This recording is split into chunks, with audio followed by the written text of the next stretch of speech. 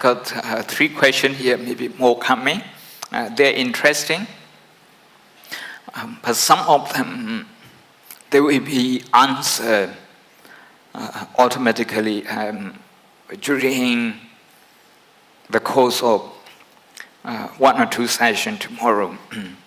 The first question, may I know who is the irritating one? Is it you or me?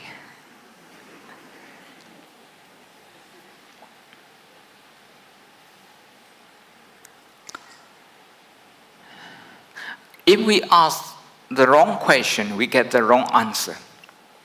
The answer is always led by the question. That is why sometimes the Buddha says, okay, without answering the question straight, the Buddha asks another question to clarify the question. Sometimes he just keeps silence. He didn't answer the question. Sometimes he answers straight. Who is the irritating one? Now we are looking at the irritating situation as you and me. I cause you to be irritated, or you cause me to be irritated.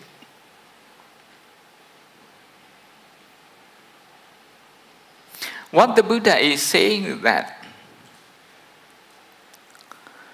in human history, we always look at things like that, as you irritating me and me irritating you. We personalize it. But in irritation, there's no me, there's no you. Because when you feel irritation, the quality of your irritation is just exactly like my irritation. You don't own the irritation. If we don't look at the irritation properly, what will happen is that we are going to cling to this irritating situation. We are not able to let go. So,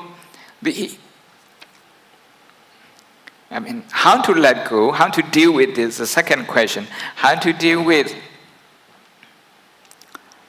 those we cannot avoid. Demanding boss or nasty relatives, as an example here.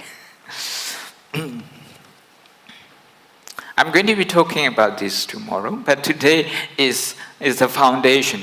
That is to recognize our emotion, what happens. To recognize that.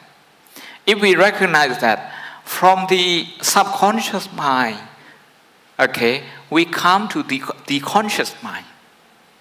The conscious mind has reasoning, has mindfulness, has awareness, but the subconscious mind has none of that. So what we train ourselves in a very brief session, in a very brief sitting today is to bring ourselves out of the subconscious mind into the conscious level.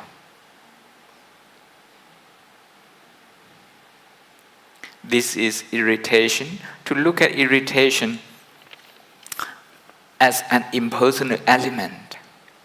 Whether your boss is irritated or you're irritated, that irritation is the same.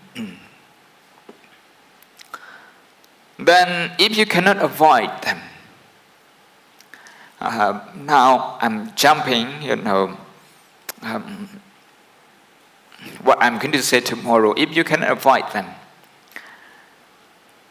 the first you can do is not to go into the emergency mode. Instead, to preserve your energy and to deal with this situation properly.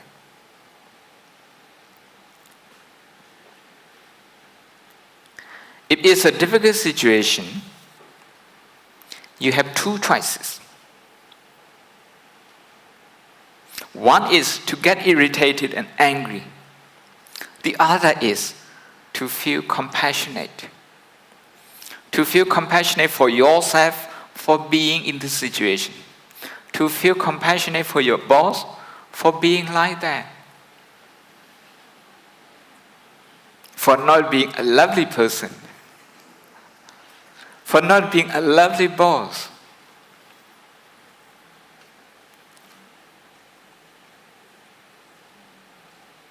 We talk more about that tomorrow. And number 3, Sarah, how do I let go of emotional pain, being abandoned by someone I love? Well, I don't have this experience, so I can't say.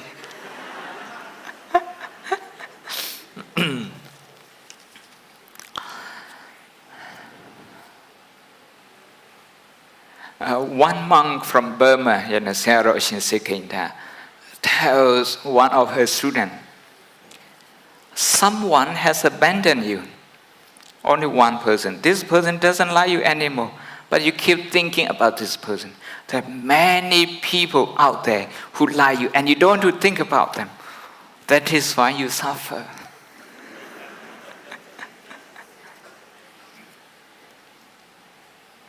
Ajahn Brahm usually say his analogy, one brick and 999 bricks. You keep thinking about one brick. This is about emotional problem. By thinking about one brick, you go into the emergency mode. It has its own energy, so you cannot come out of that easily. So the first thing is to use mindfulness to recognize that, okay, now I am multiplying this one brick. Somebody who doesn't like you, just one person. Now, because you keep thinking about this person very often, now you have many people who don't like you. You feel like that, as if the whole world doesn't like you.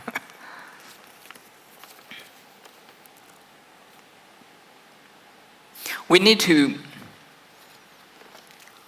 look into our heart and what are the emotions that we experience. Is it insecure feeling? Is it anger? Is it disappointment? Is it low esteem? So we just need to pinpoint that emotion. And you register that emotion a few times and train your mind to let go. Train your mind to accept and train your mind to let go. If you don't train your mind to let go, the mind wouldn't know how to let go.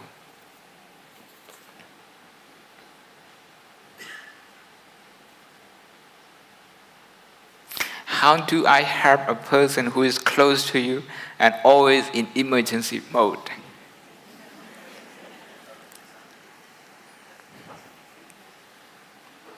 The first thing is to make sure that you don't go into emergency mode. And to look at this person as your only child. Like your child, sometimes your only child is being difficult. You give some food, the child doesn't want it. You want to take your child somewhere, the child doesn't want to go with you. The child is being difficult sometimes. When that happens, what do you do? You have to see the pain in the child's mind, in the child's heart.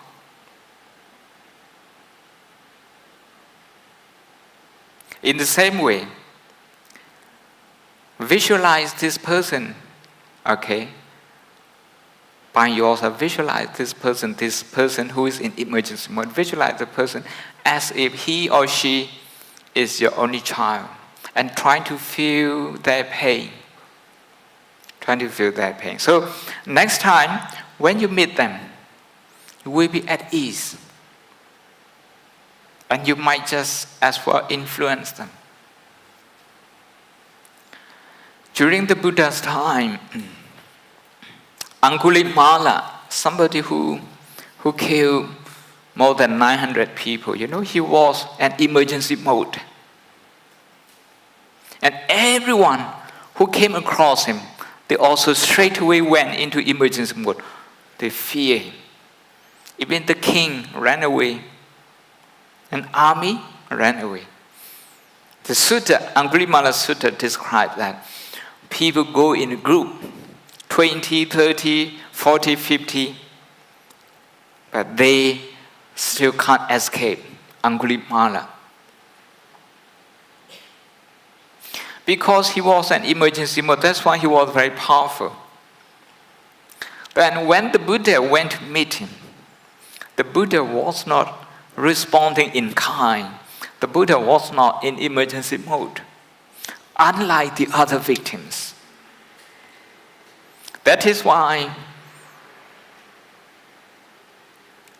Angulimala realized that he was in emergency mode, and he came out of that straight away.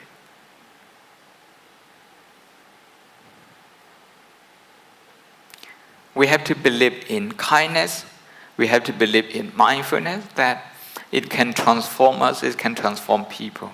So if we keep ourselves out of red zone, out of the red zone, the emergency zone, it's likely that we will be able to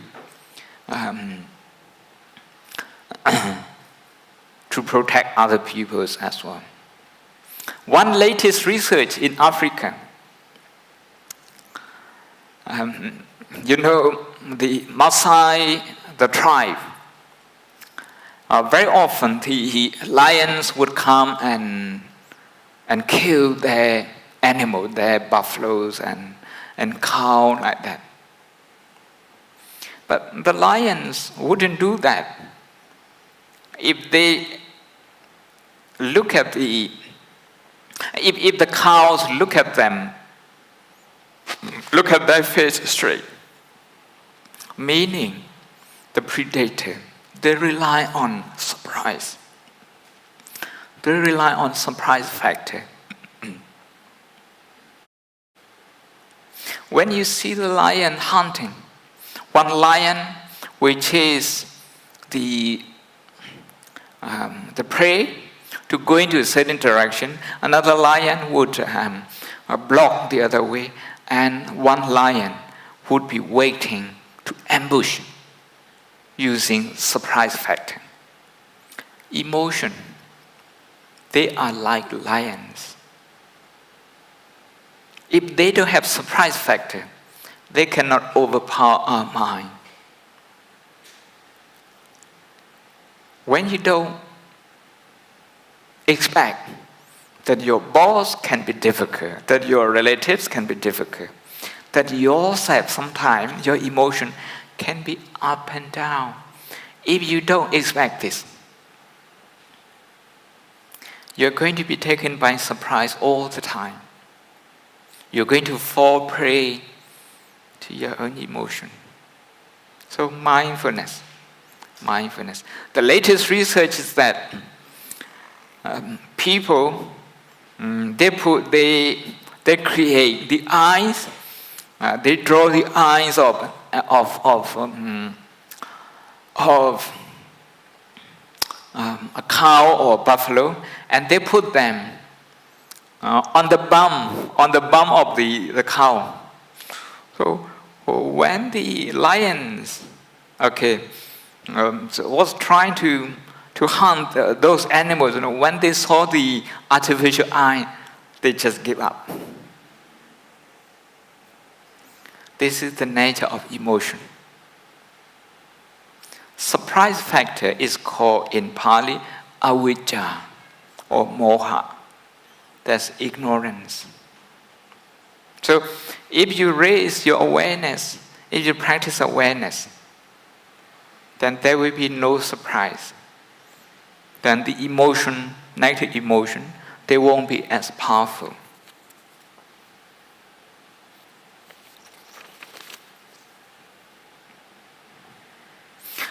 What to do if surrounding people are in emergency mode? When do I use emergency resources?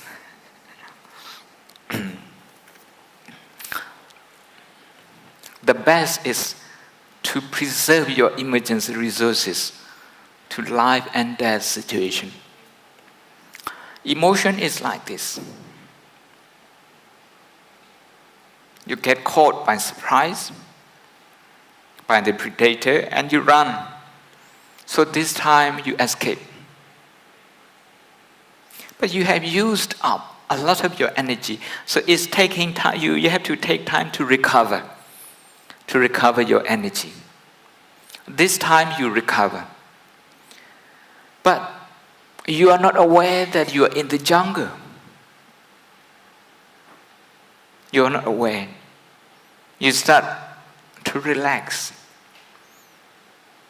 And all of a sudden, wild animals, they come out of nowhere. And you have to run again. At this time, you escape also. But it takes longer for you to recover, physically and mentally. If you have to run for the third time, for the fourth time, on the same day, you're in emergency mode, at the traffic light, at a parking space, at work, and once somebody calls you when you're working, or when somebody doesn't call you when you're expecting, you're in emergency mode many times a day. If that happens, it will take a lot of time for you to recover.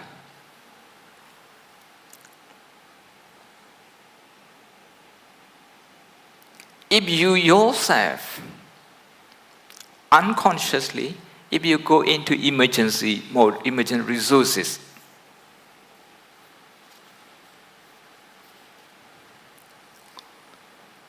you're going to find it difficult to use the people around you who are affected in the same way. Yes, if there's a fire here, so we all have to run out. That's emergency mode. But once we are outside, we have to check our emotion.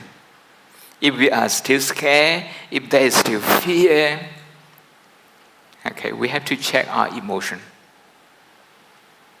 If we don't check that, we are going to have emotional hangover. Emotional hangover sometime from school to university, from university to workplace, from one work to another work, like that. Then when that happened to us, our heart is not spacious. We are not accommodating. We cannot be generous. We cannot be understanding. So the first is to relate to our own emotion, to connect with yourself in a way that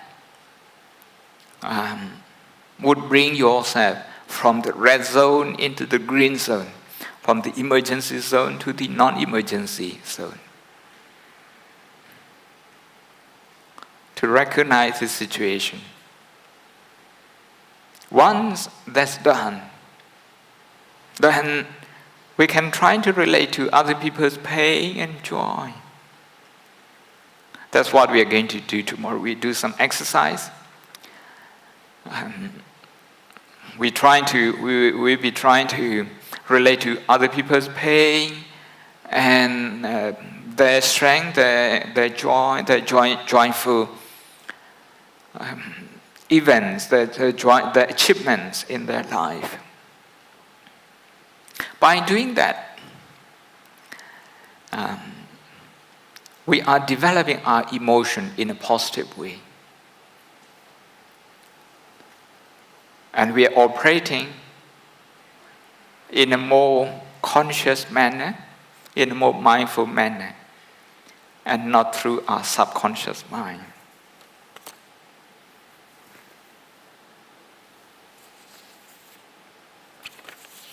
I think we have run out of all the questions. You have more? I can talk until morning. I forget that I'm on a wheelchair. News media report about emergencies.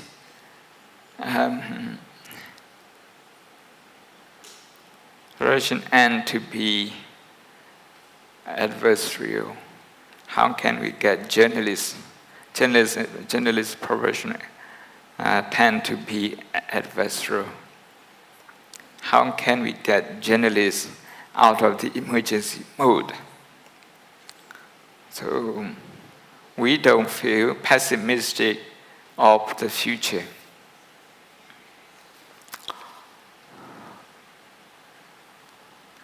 If you buy their journal, then you support them. You support them. If you rate their journal very highly, then you also support them. The way to relate to them is to feel their pain. They are in that profession. They are being paid to be negative. If they are not negative, okay, they can't survive. That's the situation. If you do something good, that's not news. So you have to feel their pain. You have to feel their pain. And try to think of, the positive thing by yourself, in yourself, and in the people around you.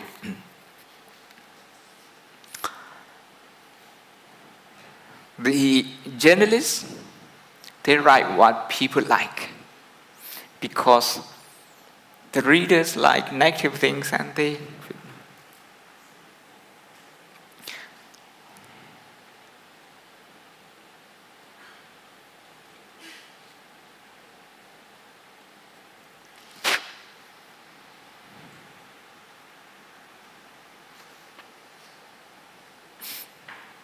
You complete this asana degree in 1 year. This a degree that usually takes 3 years. How do you handle pressure? How did you not use your emergency resources? Well, when I was younger, I used my emergency resources very often. We compete each other. I was studying in Bago in Burma, and we have mock exam every week. Mock exam, and after, we sit exam, and after maybe 3 or 4 hours, the results is out. And we go and check whether I'm in number 1, number 2, number 3, number 4, like that. If somebody you are competing with, is above you, now you go into emergency mode. That happens. That happened. But that didn't happen to me anymore when I went to Oxford. Oxford was a very competitive place. People are very tense. Very tense. You ask them what you're working on, what you're researching on. This question can be very offensive. They don't want to tell you. If you say, how many chapters you have written? Now you are being very nosy. People feel very insecure. So I was asked one day, so how do I cope with it? I said, wow, it's a beautiful place. A beautiful place. I see many wonderful people, many bright people. During my doctoral years, and I have never seen anyone who knew only 2 languages. Usually more. If you know maybe about 3 languages, that's very normal. Very normal. My professor knew 8 languages. Equally, he can speak, he can write, he can give a lecture in any of them. So in that situation, if you can rejoice in their knowledge, in their achievement, now you don't feel insecure anymore. When you forget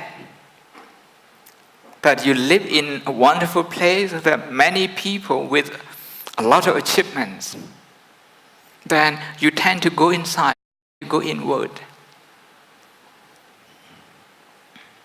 And you start competing yourself with other people.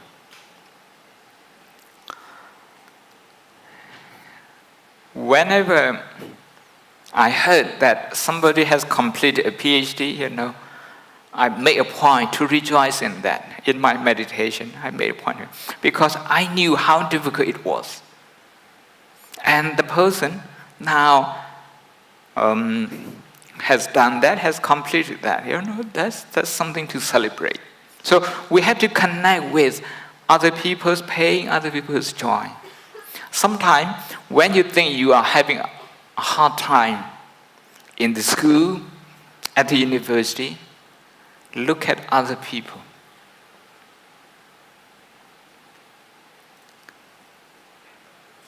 When you can share with their pain and you no longer personalize your pain, that's what we call anatta. Anatta means non-personalization. Anatta means sharing the pain and sharing joy. It's a very selfless attitude. I'm very impatient. I cannot tolerate people who are slow in their work. How can I overcome this weakness? You have already made a very good start. You know yourself that's impatient. Now, you need to have the right attitude toward this impatience. Don't look at impatience as your enemy. If you look at the impatient as your enemy, you're going into the fighting mode. You're going into emergency mode. And you will start a vicious circle. So what is important is to feel compassionate towards yourself for having impatience. This is important.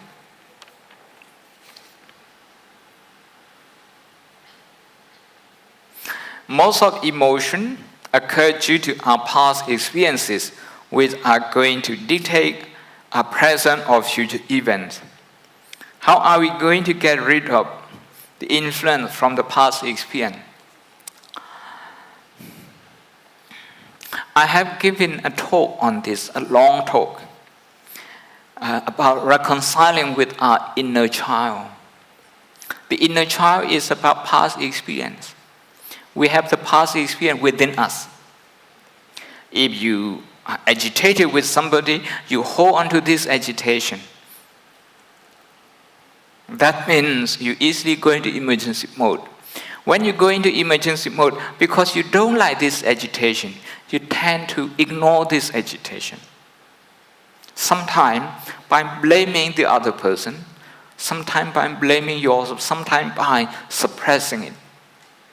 In either case, this irritation, which is a child, is being ignored.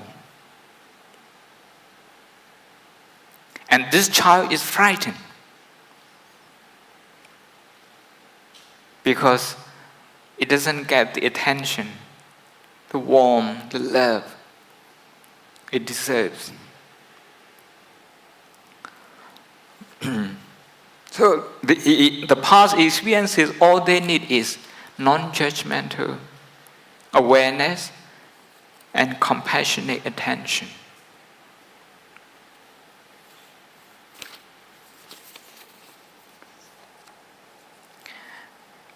Maybe we don't have time anymore.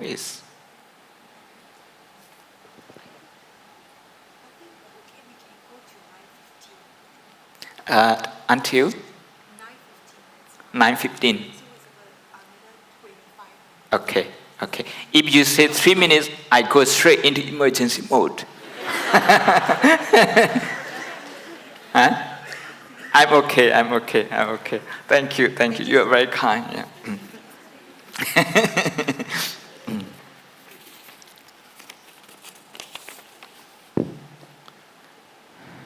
Should I show pity for people who are not nice? Should I ask them to be nicer? Nicer is a brand from Taiwan. Or should I leave them alone? Is letting go always the best choice? Signature, anonymous.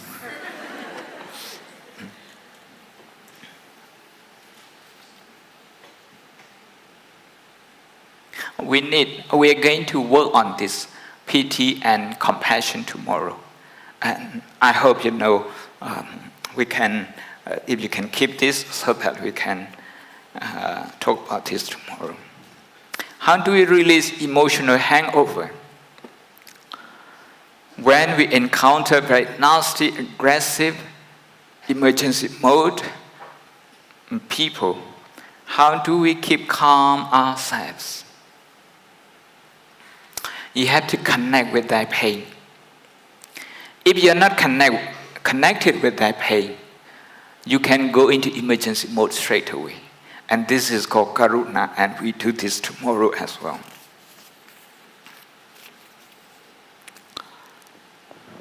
What should we think in our last moment before we die? I have never experienced this, so I don't know.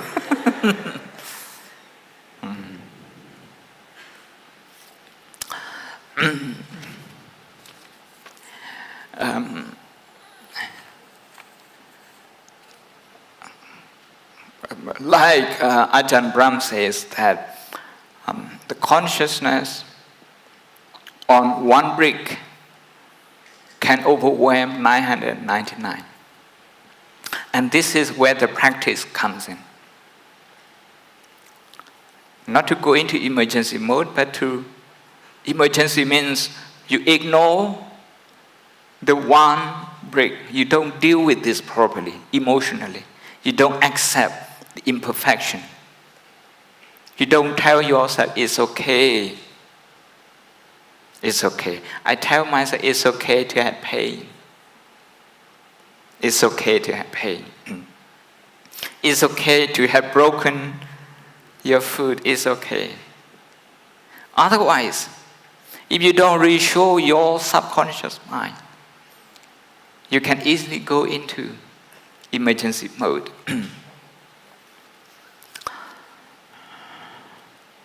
If we strengthen our conscious mind, with mindful compassion and mindful joyous feeling, that is karuna and mudita, I think the consciousness before we die usually reflects the consciousness that we have lived with, the strongest one.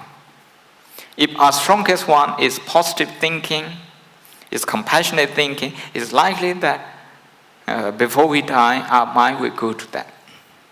You see, some people, they die smiling. Some people, they die screaming. See? A professor of psychology in Sri Lanka, Professor Nandasena, he observed 35 butchers. Those 35 butchers, they die just like the animal they kill. They scream like that. You see?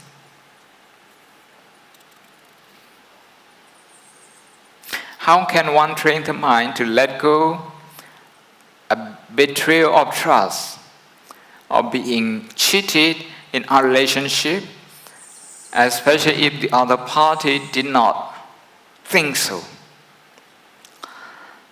One party views it. Okay, now you cross this. I shouldn't read it.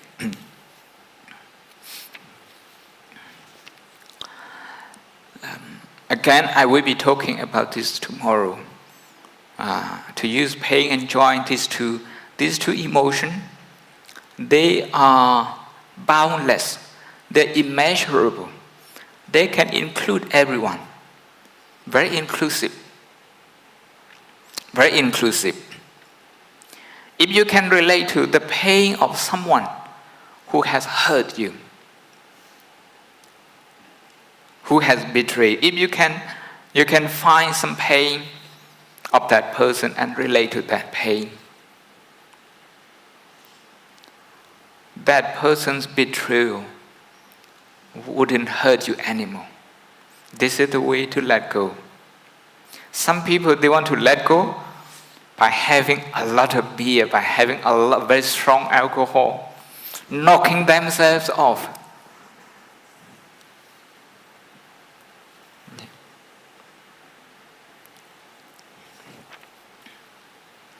How can we maintain mindfulness? Very easy. Mindfulness is the easiest thing in the world, I like to claim these days. You can't really do anything in 10 minutes except mindfulness. But mindfulness, if you practice 10 minutes, you get for 10 minutes. If you invest for 1 hour, you get for 1 hour. But you are going to learn a computer, 10 minutes, you don't learn anything. Engineering, you learn nothing in 10 minutes. Driving, you learn nothing. Arranging flowers, 10 minutes, not enough. Nothing is possible in 10 minutes. Only mindfulness is possible. So ask yourself, okay, how much you have invested in mindfulness?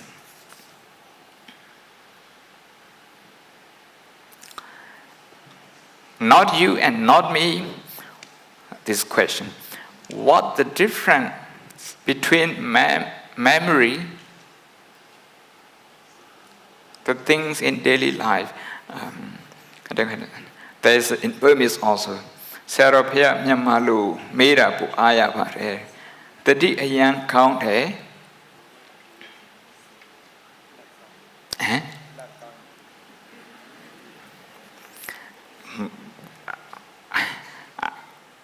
My Burmese is not very good anymore. I almost go into emergency mode. What is this one? The Diyan count there, and this one? Sula count there. Ho yenga pikere hari alongu driyare surane. Vibatana bhavana mata matadine kwachamu shidelo timbare paya. Era hopa shimbyar hongbayan you this one. Shout out paya. The Diyan count there. Sula count there. Sula count there, what is it? Being lucky, and being mindful was the connection. Ho yenga pikere hari alongu driyare surane. Vibatana bhavana ma tamadrine kwachamu shidelo timbare paya.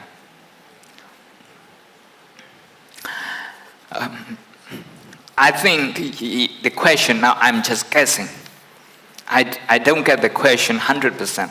I just think if the question is, if you remember your past, by simply you remembering your past experience, is this right mindfulness? Is this right mindfulness? The past is the concept that we have in our mind. But the feeling about the past is present. It is happening at the present moment. If you are bitter about your past, about 2002, for example, 14 years ago, 2002 is gone. But the negative emotion, the bitterness is still here, is still current, is still present. You are working on this emotion. That is why it's right mindfulness. You are being mindful of your present thoughts and emotion. If I understand the question correctly, that would be my answer. If I don't understand it correctly, I'm sorry. I hope you don't go into emergency mode. Okay. Okay. We are done with all questions. Bhante, one last, Sayadaw, sorry. Maybe one last question, just a change of track. This question is regard to Sila. In the 5 precepts, the 4th one is to refrain from untruthful speech. So the question is, but sometimes we need to say things which are not very truthful. For instance, telling white lie. Like this brother or sister is sharing that sometimes on the phone with the parents who are in Myanmar, he or she has to say that she's fine and well, but actually maybe she's sick. So is it a sin or is it not right to always tell white lies to just comfort the other party? So some thoughts on that, please. Yeah.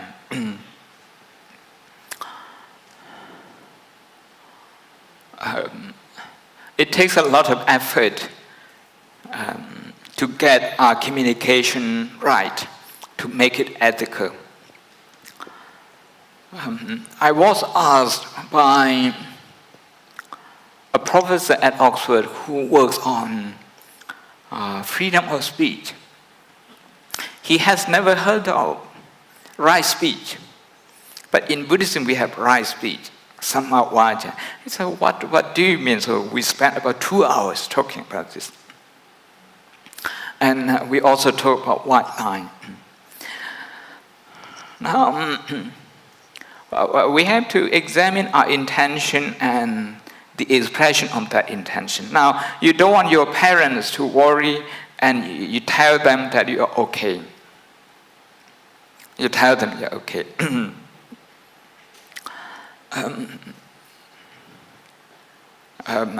Because parents, once they have got negative news, they live with that for a long time. They can't digest that very easily. The intention is good. The intention is good, but it can become a habit. It can become a habit, for ourselves and also other people. And in my case, what I would say is that I would tell them maybe some of the problem, not all the problem. Some of the problem I would tell them, okay, I have this, but I have this answer, I have this solution, so I'm okay. Something like that. That might help them. And of course, by simply avoiding the situation, sometimes it's difficult. But I have faced this situation. My mother was suffering from cancer.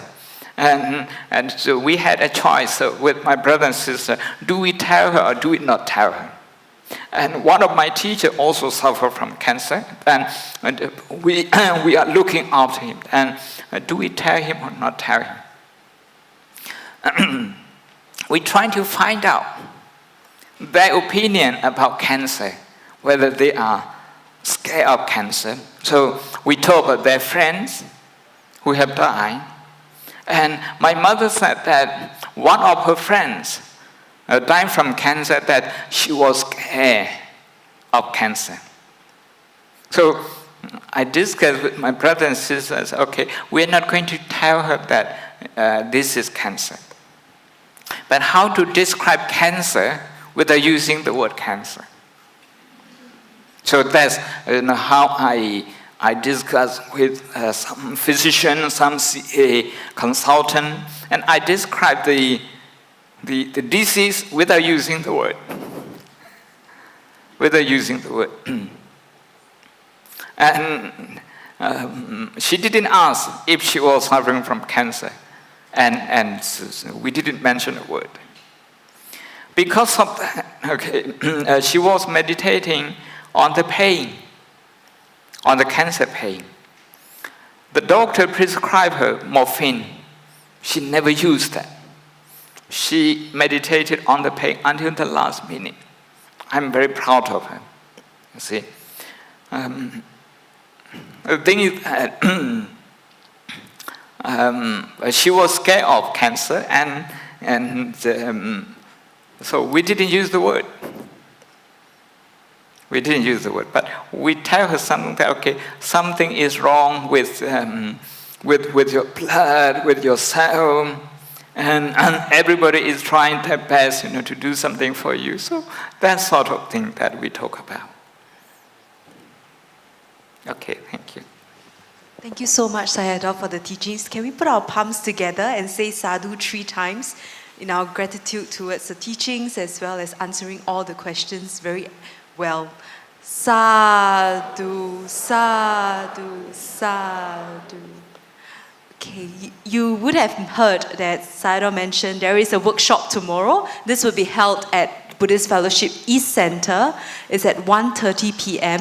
However, I do have a little disappointing news that it's the limited spaces are all taken up. So this is a reminder for those of you who have registered to be on time, because we will just release the vacancies, whichever are available to those who are present. So please be on time for those who have registered. Yes. You also it would be good to know also that today's Dhamma's talk is recorded right there by the brother. Thank you very much. And it will be available on dhammadownload.com. I'm also aware that there are lots of questions coming in, and do apologize that if I had to, compress some questions and merge them together so that we can cover as much ground as possible. However, if it would be useful for you to join a Dhamma discussion or Dhamma sharing, you may like to note that at Buddhist Fellowship West Center, we have a Sunday service every Sunday at 10:30 a.m. Without fail, whether it's public holidays or school holidays, Sunday service is on at 10:30 p.m. May I request Bante to lead the congregation here to share the merits from today's Dhamma discussion as well as Q&A.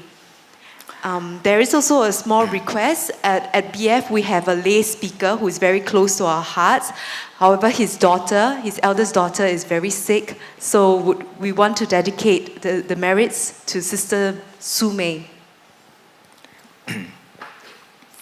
So we dedicate our merit to our loved ones, starting from our parents and teachers and friends, including our members who is not well. To do that, we need to connect with the good thing that we have just done. You all have made a lot of effort to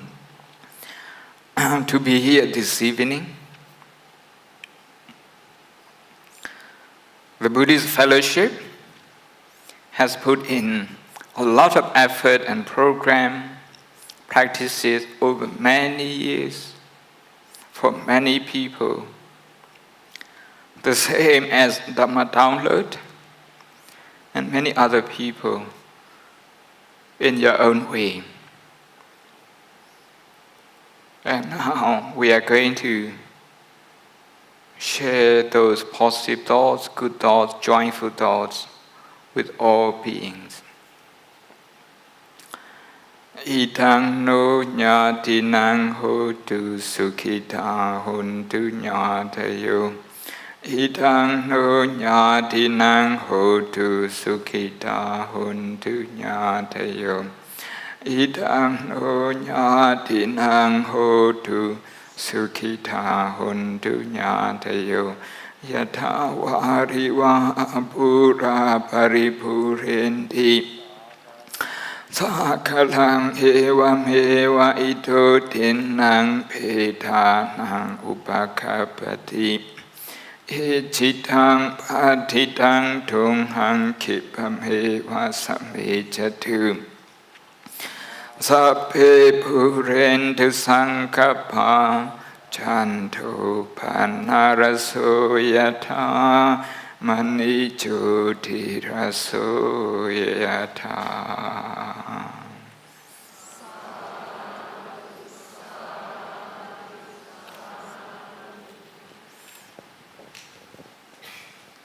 So brothers and sisters, if you would like to bow to Bante before he takes his leave.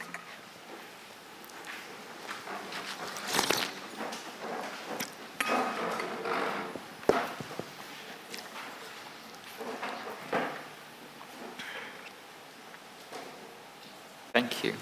Good night.